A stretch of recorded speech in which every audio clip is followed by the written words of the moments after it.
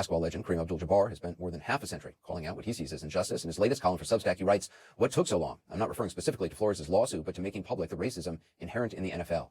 Kareem Abdul Jabbar joins me now. Thank you so much for being with us. Let's talk about the Flores lawsuit. First, the allegations of racism. What do you think is behind the lack of black people in management and head coaching positions in the NFL?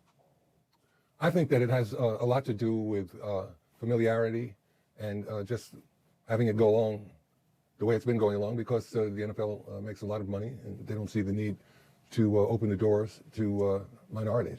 They think things have gone very well as they have.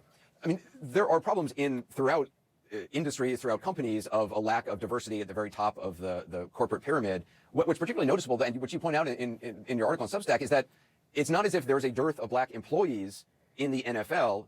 There are people who have, most of the players, I mean, are black and have experience working on a football team and know what it's like. And you would think in that industry, it would be easier to have people moving up from after their playing years, move up through management.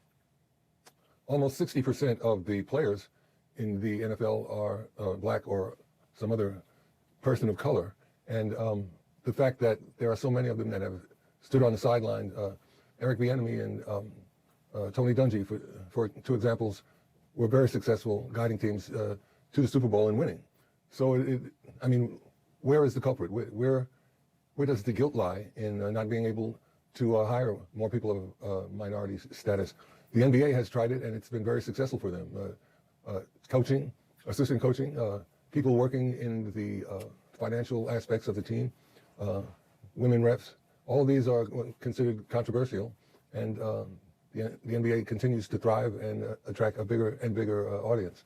So I don't think the NFL has a foot to stand on in answering these questions. It's been way too long, and they should do something about it. It's interesting also that this is also against the backdrop of criticism of President Biden over saying he is looking for a black woman to fill a seat on the Supreme Court, and there's a lot of folks on Republicans mostly saying, well, you shouldn't specify like that. It should be whoever is the most qualified. But certainly in the NFL, there are lots of people who are qualified, who are black, and it doesn't seem like they are being considered at the same rate by the predominantly white owners. I mean, the Flores alleges he was interviewed for the Giants for their head coach position after they'd already offered the position to someone else, and he alleges they did it to fulfill their Rooney Rule requirements, which the Rooney Rule is to make sure that women and minorities have a fair shot at coaching in front office positions. The Giants deny this claim.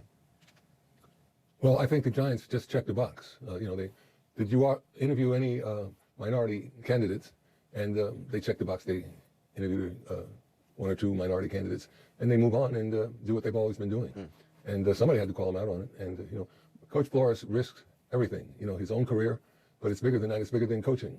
This is about how we live in America, and something should be done about it. Just lastly, Flores and, as I mentioned, Hugh Jackson, who coached the Cleveland Browns until 2018, alleged they were offered money to lose games on purpose. I wonder what your reaction to those claims is. Well, when you hear reports like that, you immediately start to think of the integrity of the game and the people who make decisions that affect how the game is perceived and how the game is given so much of the spotlight.